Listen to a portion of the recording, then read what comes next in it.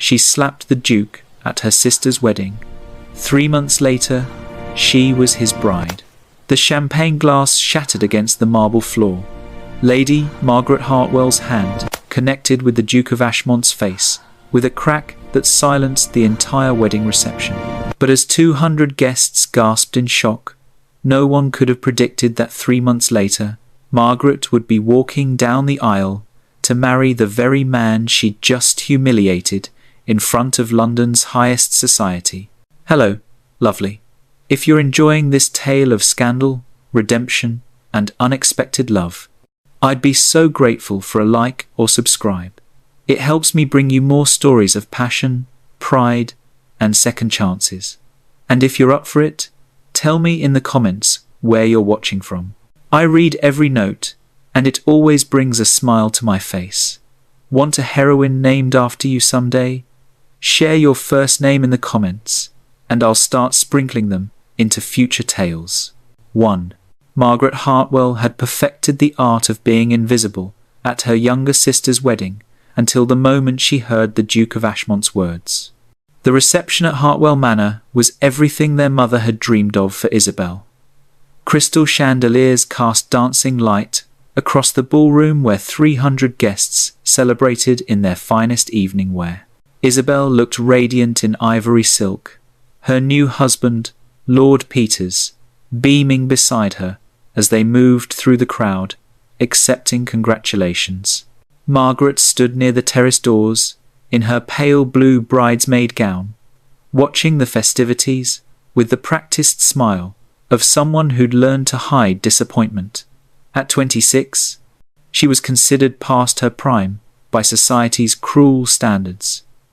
3 failed courtships and a scandal involving a broken engagement 2 years ago had sealed her fate as the family's spinster daughter.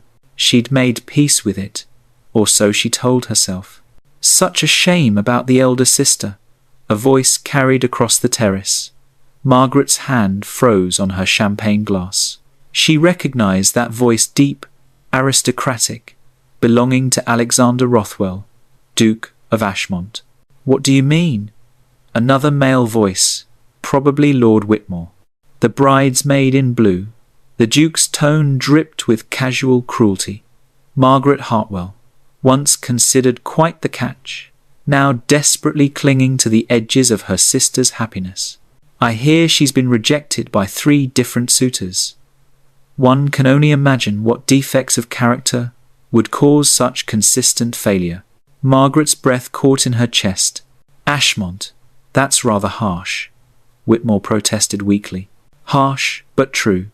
Look at her standing alone, watching everyone else live their lives, 26 years old and utterly unmarriageable.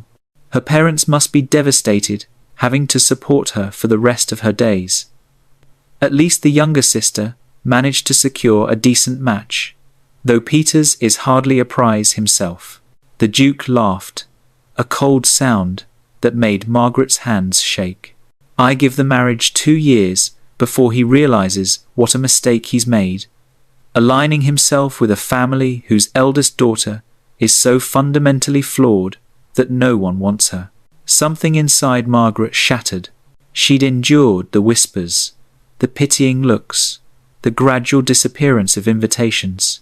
She'd smiled through her mother's disappointed sighs and her father's worried frowns.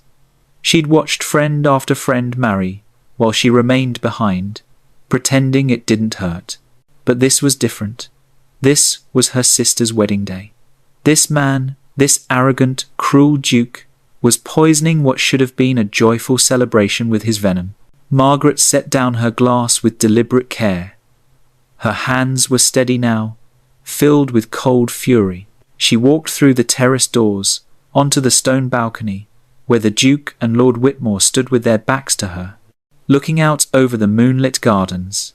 Your Grace, Margaret's voice cut through the night air. The Duke turned, his handsome face showing mild surprise. He was tall and broad-shouldered, with dark hair and striking blue eyes that held no warmth. His evening clothes were impeccable, his bearing radiating the confidence of someone who'd never been challenged in his life. Miss Hartwell.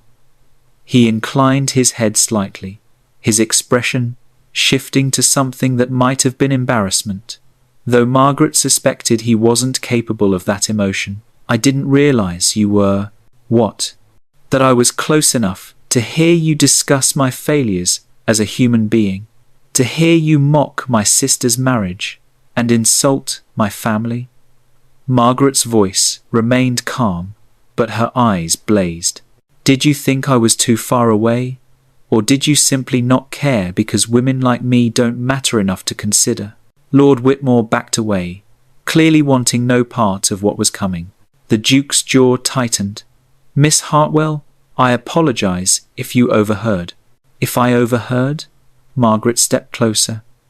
You spoke those words deliberately, loudly enough to be heard. Don't insult me further by pretending otherwise. You wanted to be overheard. You wanted to demonstrate your superiority by tearing down someone you consider beneath you.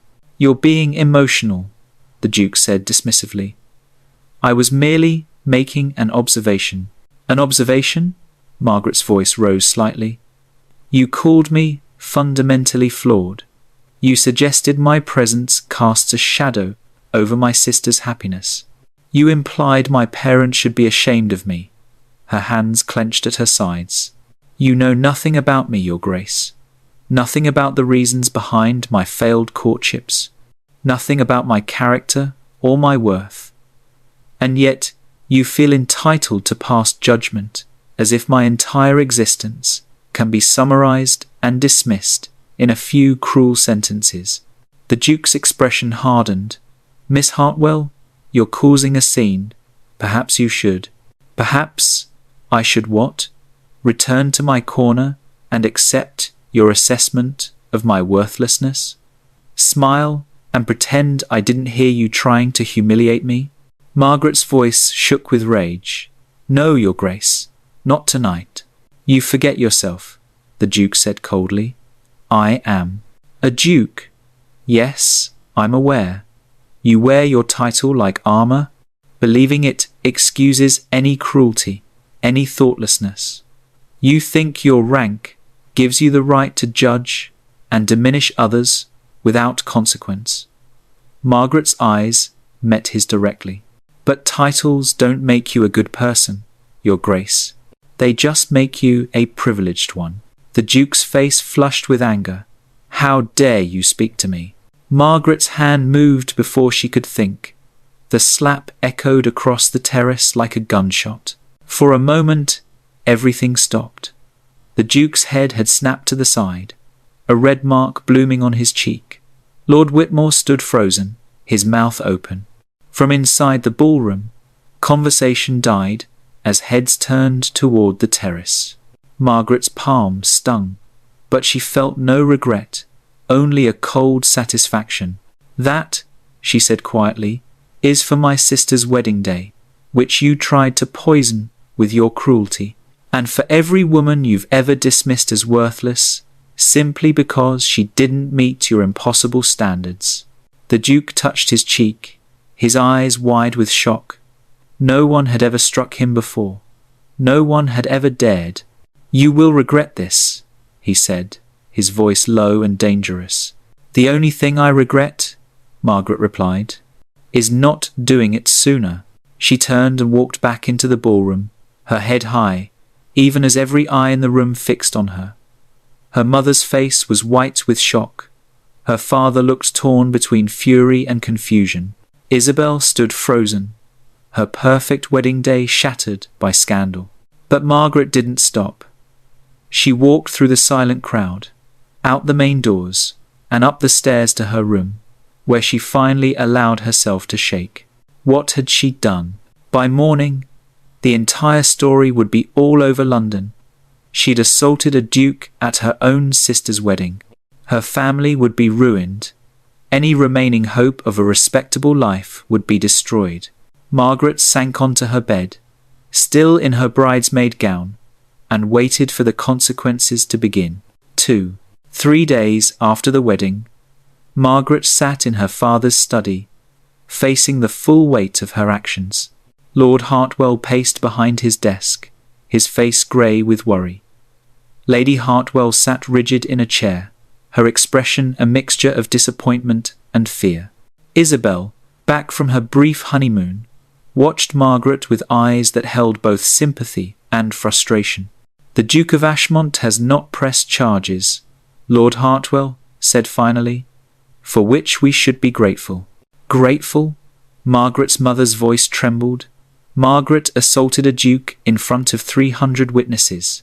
We are ruined, completely ruined." "Mother," Margaret began. "Don't." Lady Hartwell held up her hand.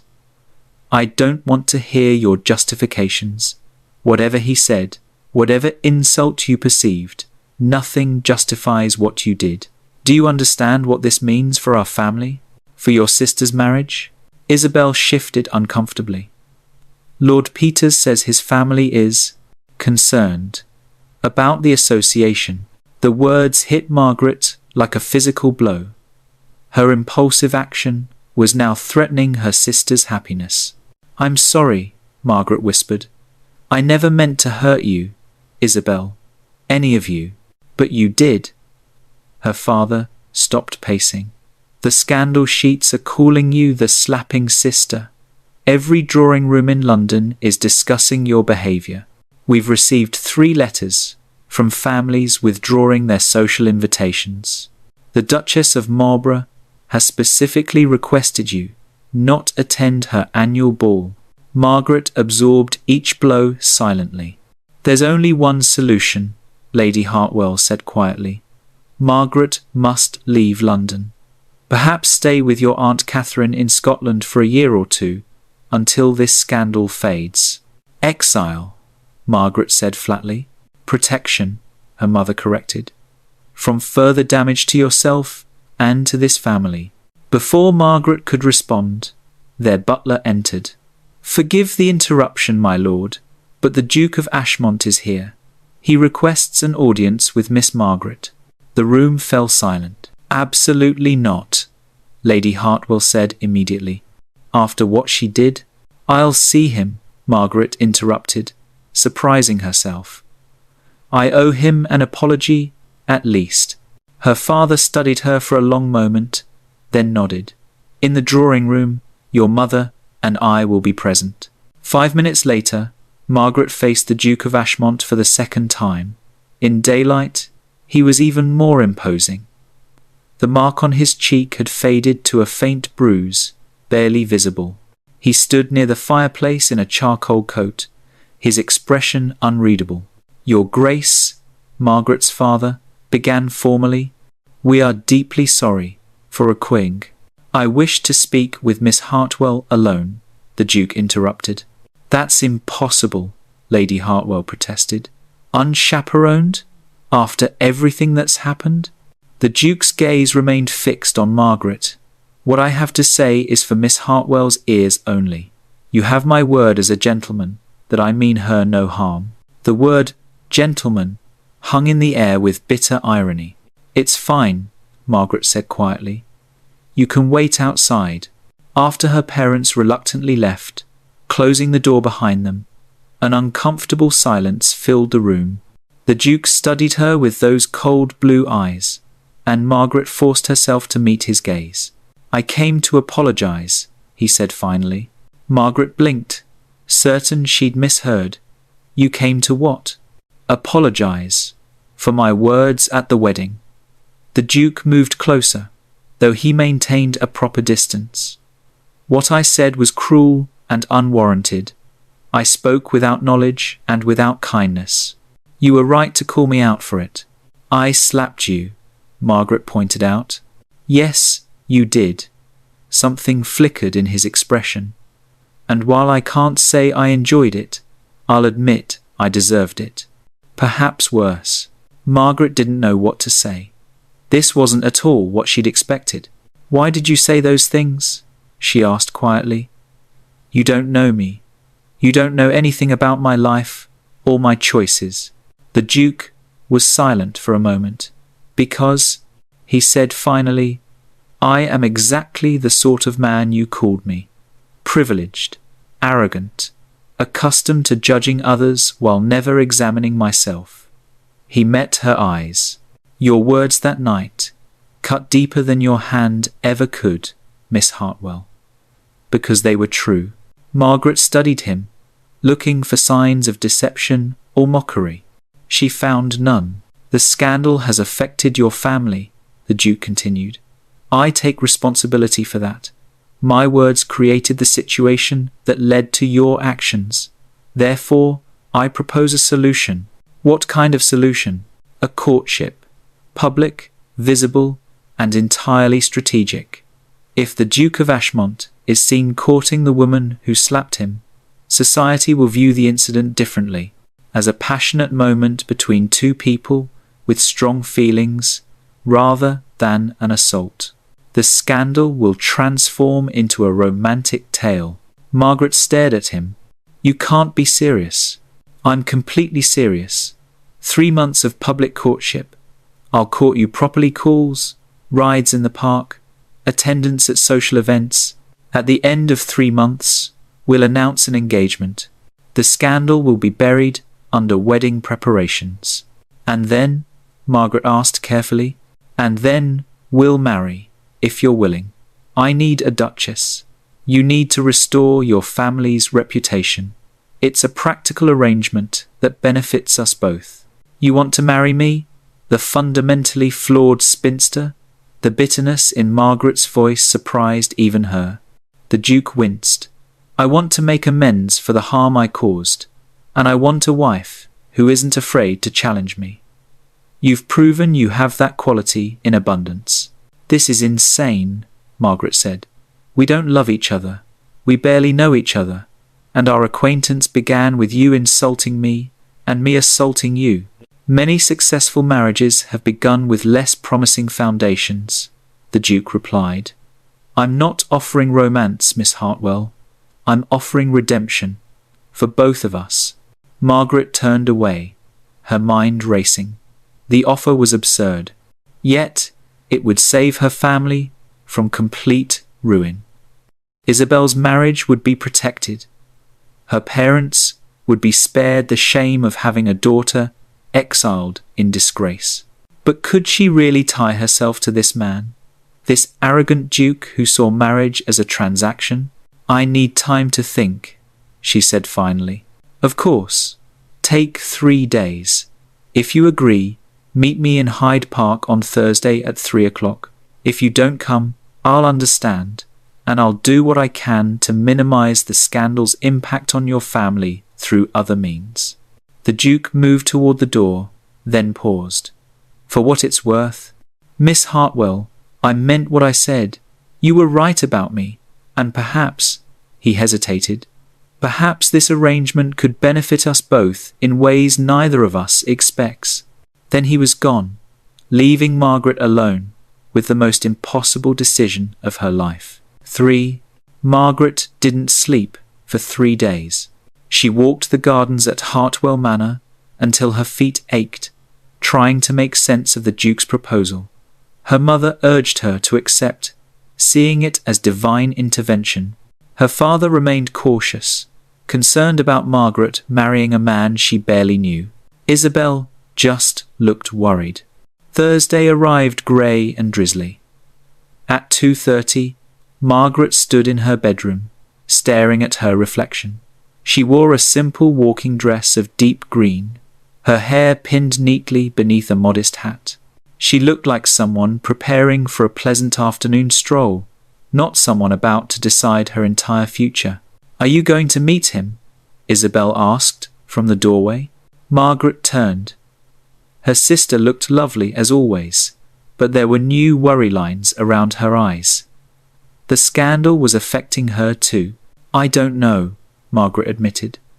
Part of me thinks I'd be mad to accept, but another part wonders if this might be your only chance, Isabel said softly. She came into the room, taking Margaret's hands. I know you think I don't understand, that my life has been easy because I'm younger, prettier, more conventional. But I see you, Margaret. I see how lonely you are, how tired you are of being the family failure. Isabel, Let me finish. Isabel squeezed her hands. The Duke's proposal is strange, yes, but he came here to apologize. He's offering you a way out of this scandal that doesn't involve running away. And maybe, she paused, maybe he's not entirely the monster you think he is.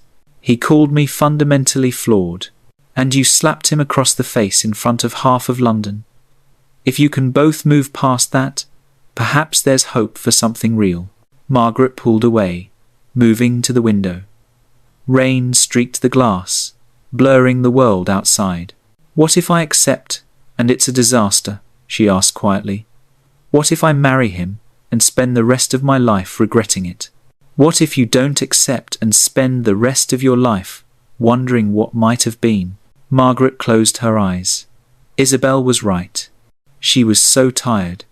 Tired of being strong, of pretending not to care, of watching life pass her by while she stood in the shadows. At least this offer was something. A chance, however strange, however unexpected. She opened her eyes. I need to go. Hyde Park was nearly empty due to the rain. Margaret's carriage let her out near the Serpentine, and she walked slowly along the path, her umbrella providing minimal shelter from the drizzle. She was 10 minutes early, nervous energy making it impossible to wait.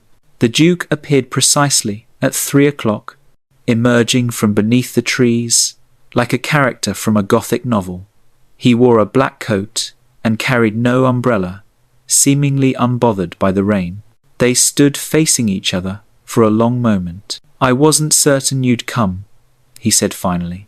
I wasn't certain either. Margaret lowered her umbrella slightly. I have conditions. Interest sparked in his eyes. Go on. First, this courtship must appear genuine. I won't be made to look foolish again. If we do this, you will treat me with respect in public and in private. Agreed. Second, if at any point during these 3 months, either of us decides this won't work, we can end it. I won't be trapped in a marriage that's making both of us miserable. The Duke hesitated, then nodded. Agreed, though I hope it won't come to that. Third, Margaret took a breath. You must tell me why. The real reason you're doing this. Because I don't believe it's only about making amends. The Duke was quiet for a long moment. When he spoke, his voice was different, less formal, more honest. My father died 2 years ago. Before he passed, he told me I was becoming exactly the sort of man he'd feared I'd be. Cold, cruel, using my position to elevate myself by diminishing others. The Duke's jaw tightened. He said if I continued on that path, I'd die alone and unloved, just as he was dying. Surrounded by people who feared my title but despised the man wearing it. Margaret said nothing, sensing there was more. I didn't listen. I told myself he was wrong, that I was simply being honest, that people were too sensitive. And then you. He met her eyes. You held up a mirror that night, Miss Hartwell, and I saw exactly what my father saw. A man who'd let his privilege turn him into something ugly. So this is about redemption, Margaret said quietly. Yes, and about learning to be better. You're not afraid of me. You don't care about my title. You see me as I am, flaws and all, and you're not impressed. I need that. I need someone who will challenge me to be more than what I've become. It was the most honest thing anyone had ever said to her. And you think I need a husband who sees me as a project? Margaret asked, but there was no heat in her words. I think you need someone who sees you as an equal.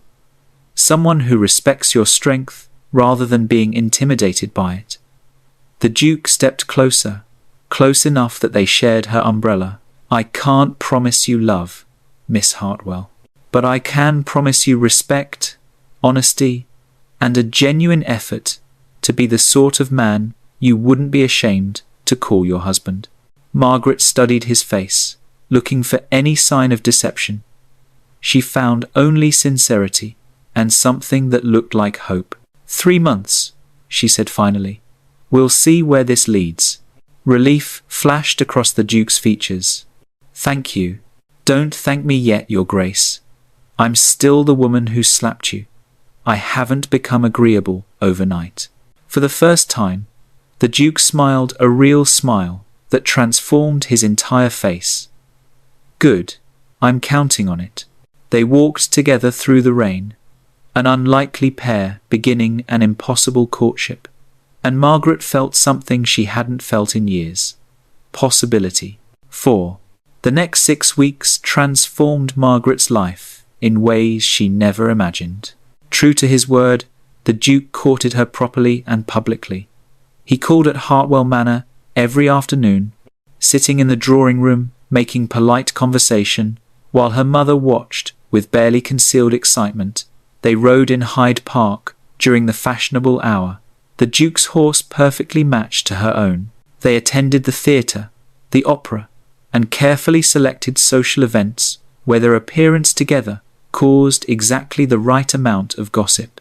The scandal transformed, just as the Duke predicted. Where before people whispered about Margaret's assault, now they speculated about the passionate romance between the slapping sister and the smitten Duke. The narrative shifted from scandal to romance, and invitations began arriving again at Hartwell Manor. But it was the private moments that surprised Margaret most. During their daily rides, the Duke, who insisted she call him Alexander, talked about his childhood, his father's death, his struggle to manage the duchy responsibly. He asked about her failed courtships, and Margaret found herself telling him truths she'd never shared with anyone. The first gentleman who courted me was in love with my dowry, she said one afternoon, as they walked through the botanical gardens. The second was intimidated by the fact that I could discuss politics and literature. The third, she paused, the third I actually cared for. But his mother couldn't stand the idea of him marrying someone who had opinions. Their loss, Alexander said simply. Perhaps there really is something wrong with me. Perhaps I'm too strong-willed, too outspoken, too much of everything society doesn't want in a wife. Alexander stopped walking, turning to face her. Do you want to know what I see when I look at you? Margaret's heart beat faster, but she kept her voice light. I'm not sure I do. I see someone who refused to accept cruelty silently. Someone who values her family's happiness above her own comfort. Someone who's intelligent enough to debate philosophy and brave enough to take a risk on an arrangement that makes no logical sense. His eyes held hers. There's nothing wrong with you, Margaret. You've simply had the misfortune of meeting men who weren't strong enough to deserve you. Margaret's breath caught. No one had ever spoken to her like that before. That was well practiced, she managed, trying to deflect the intensity of the moment. That was the truth. Alexander offered his arm again. Come, let's get tea before your mother sends a search party.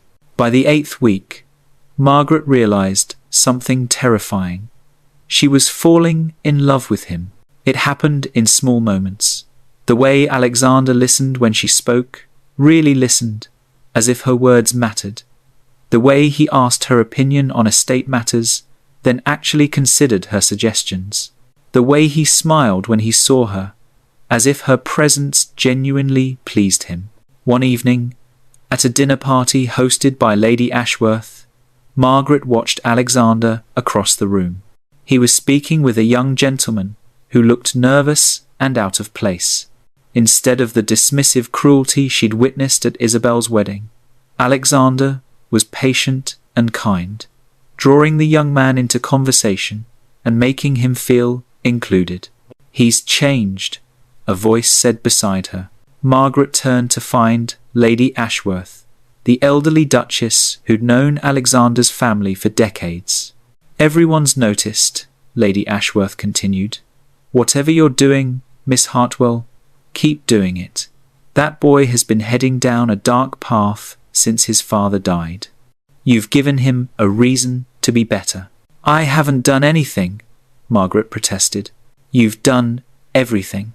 You've shown him that titles don't excuse cruelty, that respect must be earned, and that real strength comes from kindness, not from tearing others down. Lady Ashworth smiled. You slapped sense into him, quite literally. Now you're teaching him how to be a good man. That's no small thing. That night, as Alexander walked Margaret to her carriage, he seemed unusually quiet. Is something wrong? She asked. No, I've just been thinking. He helped her into the carriage, but didn't immediately close the door. We have 4 more weeks until we're supposed to announce our engagement, but I find myself wanting to ask you something now. Margaret's heart raced. What is it? Are you happy with this arrangement, with how things have progressed? Because if you're not, if you're only continuing because of the agreement we made, I need you to tell me. Margaret studied his face in the lamplight. He looked vulnerable, uncertain in a way she'd never seen before. I'm happy, she said softly. Happier than I've been in years, actually. You? Relief flooded Alexander's expression. Yes, more than I thought possible. He paused. Margaret, I know I said I couldn't promise you love, but I need to be honest with you. This hasn't remained strategic for me. What I feel for you. Don't. Margaret stopped him, fear suddenly overwhelming her. Don't say it unless you mean it. I can handle a practical marriage. But if you're going to offer me something more, something real, I need to know it's genuine. Alexander took her hand, his thumb brushing across her knuckles. 3 months ago, I was the man who called you fundamentally flawed. I was arrogant, cruel, and blind to my own failings. You changed that. You challenged me to be better, and in trying to deserve you, I became someone I actually like. How could I not fall in love with the woman who made that possible? Tears pricked Margaret's eyes.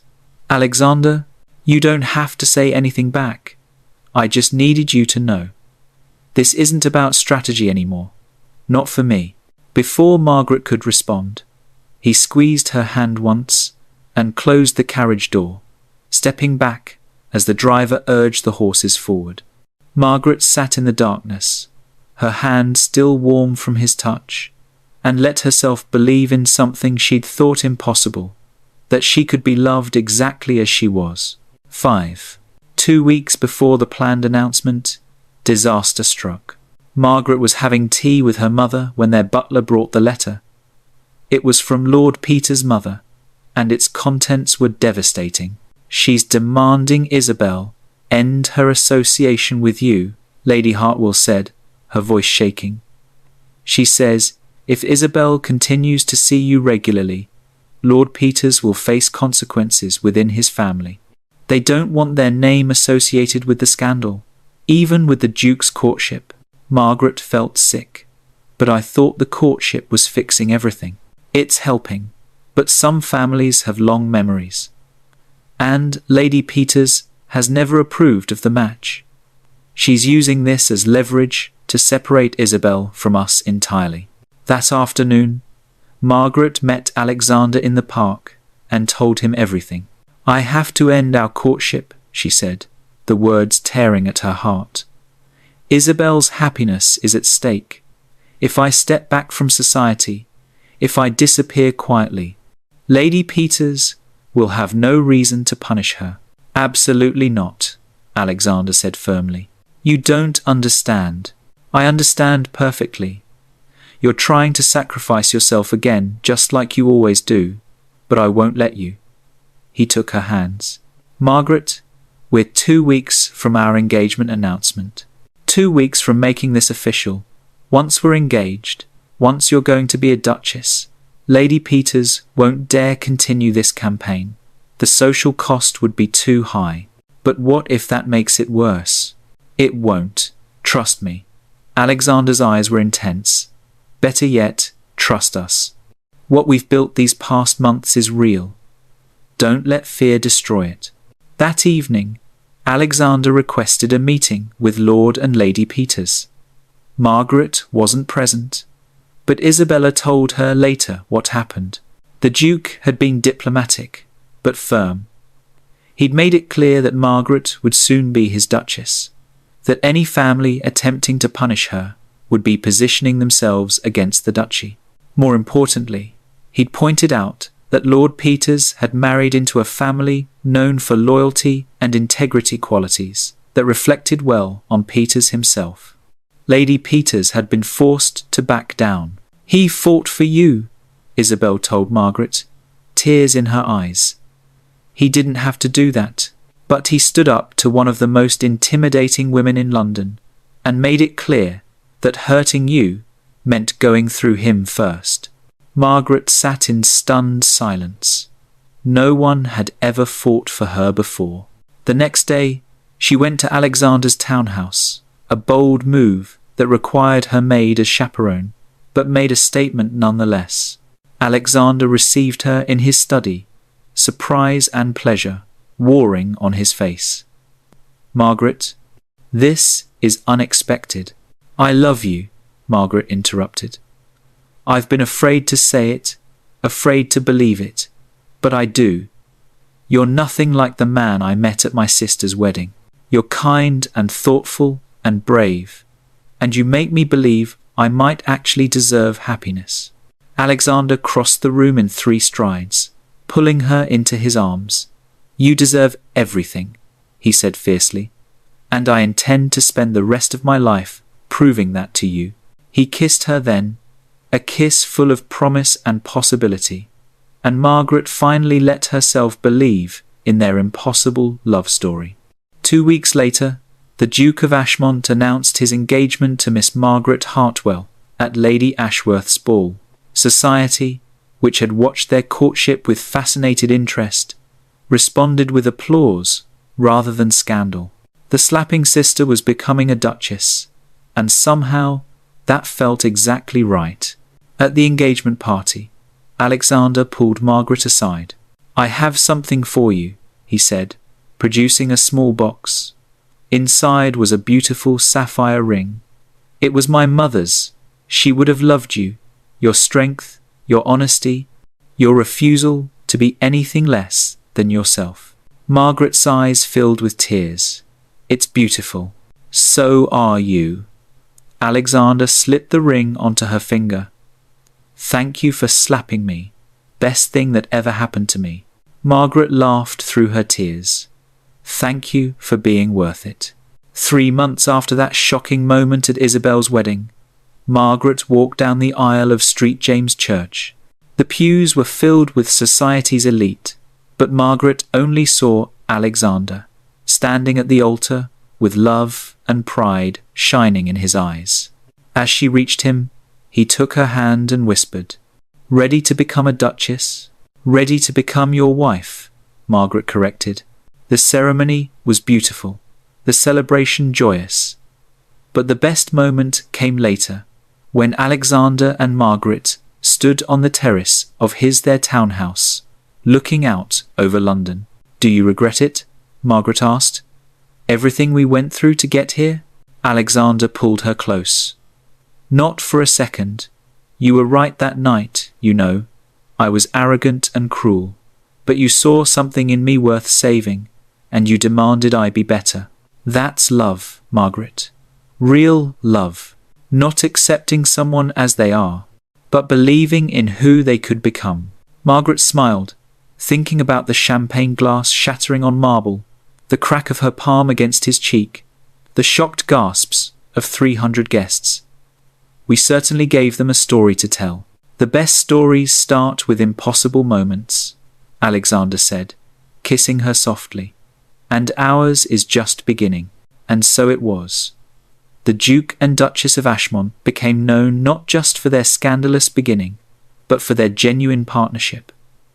Alexander continued to grow into a man his father would have been proud of, while Margaret used her position to advocate for women's education and social reform.